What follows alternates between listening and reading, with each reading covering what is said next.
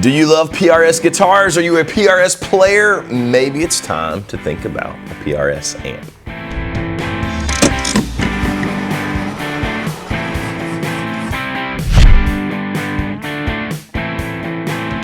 All right, it's Jonathan here with Casino Guitars, back with some more amps today, doing something a little bit different. I know we show a lot of love to a lot of different brands, mostly Fender or Two-Rock or Magnetone.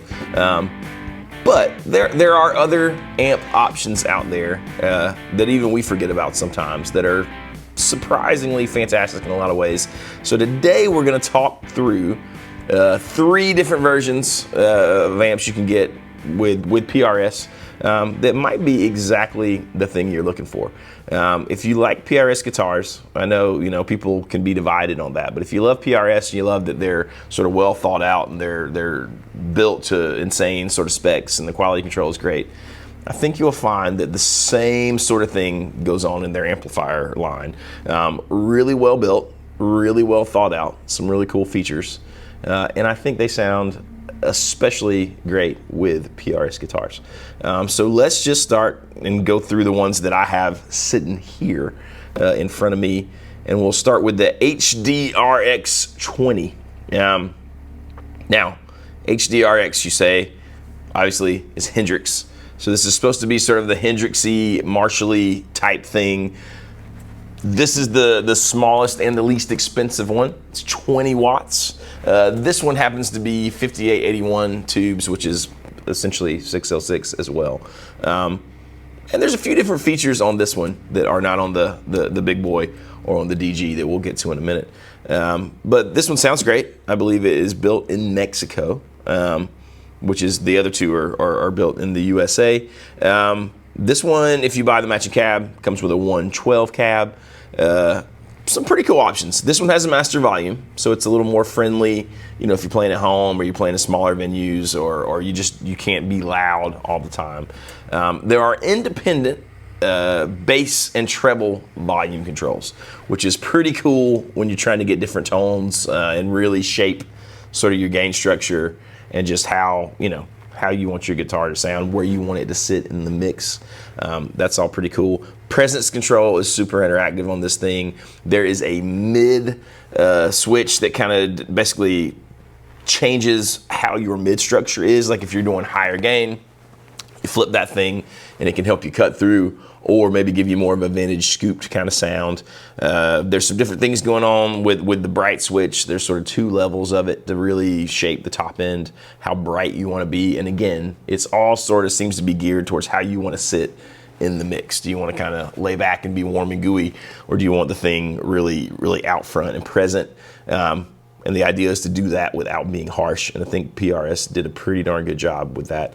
There's also some really well thought out things like for example, a good example of PRS sort of, over engineering things in a good way. There on all of these amps, there's a little spot in the back to check the bias without opening it up and taking the chassis out, or just even taking the back panel off. So I think that's cool. People overlook that. It's really important to have your amp biased right so that it sounds and performs the way you want it to.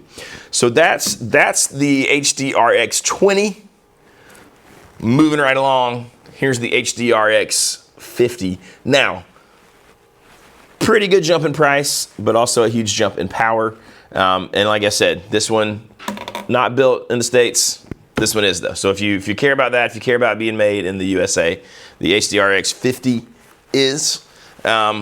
There's a 212 cab that matches it if you want the matching cab. It's EL 34 tubes, so a little different.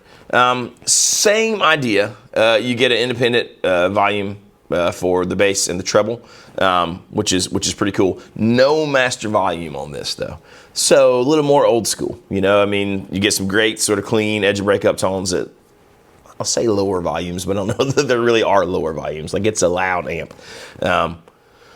But maybe with an aux box or an attenuator, you could kind of solve that. But for live stuff, if you want to play, get that Hendrix feel, move some air, and have a lot of modern features like we talked about, that 2-way bright switch, that mid gain, the high gain like mid control, where if you're playing heavier gain and you want to be more articulate, you can flip that.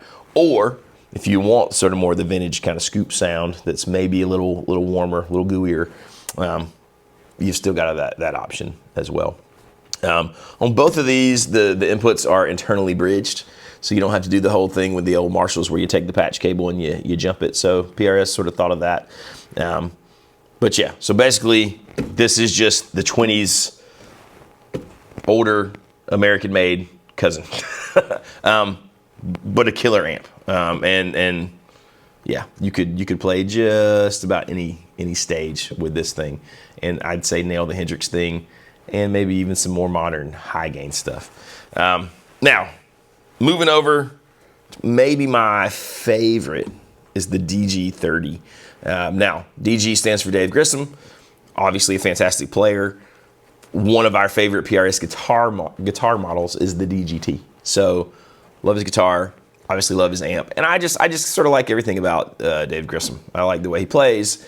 I like his tone, so it makes sense that this amp would sort of speak to me in some ways. Now, this thing does have a master volume, so you can get like edge and breakup or broken up tones at a lower volume.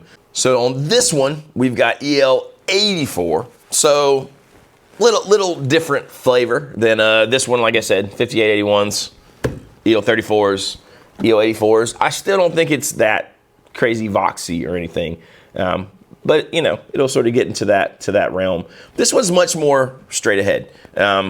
You know, it's got volume, it's got reverb, treble, middle, bass, master. On the back, it does have a presence control, and it's also got sort of a top cut, which I think is a nice option. You know, that's a really helpful feature, especially playing live. There's also a switchable boost on the back. So pretty cool options that are sort of hidden on the back panel. Don't always love things on the back panel, like sometimes with the Mesa Boogie stuff. I feel like it's a lot.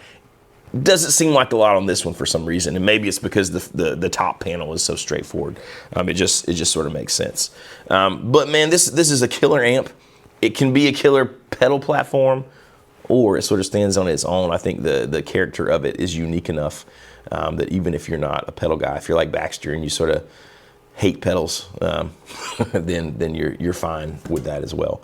But with a couple pedals, maybe a delay, cool reverb, maybe a boost, no overdrive, and then, you know, whatever modulation you dig, you could pretty much do anything you want with the DG30. So I think it's probably, that's maybe why it's my favorite. It's maybe just the best all around, just good solid tone. It is the priciest. It's up there pretty good. And we're getting into like that kind of boutique-y two-rock, maybe even above some of the Magnetone stuff. But it's in that ballpark, in that world. But amazingly well built, and it looks great. I don't know how well you can see it, but this little panel, it just looks, it's just an awesome aesthetic for amps, at least for me. Obviously that's subjective. But there you go, three PRS heads that if you want to go down that rabbit hole and you want to try something that's a little different, that you know is built well, that you know is engineered well, that they've thought of some cool things, they've added some cool features, this might be a good place to start, even if you're not necessarily a PRS player when it comes to guitars, or if you're not a PRS player all the time. I think these are still pretty fantastic options for making your guitar loud. There is a Black Friday event coming up. So if you're interested in anything in the shop, give us a call. Can't quite say on some of the things what we're thinking about doing, but if you give us a call, then we will let you know and give you the hookup on that stuff through this weekend. Hope everybody has a fantastic Thanksgiving, and I shall see you next time. Don't forget to hit like, hit subscribe, click the bell so you don't miss videos in the future. We'll see you next time.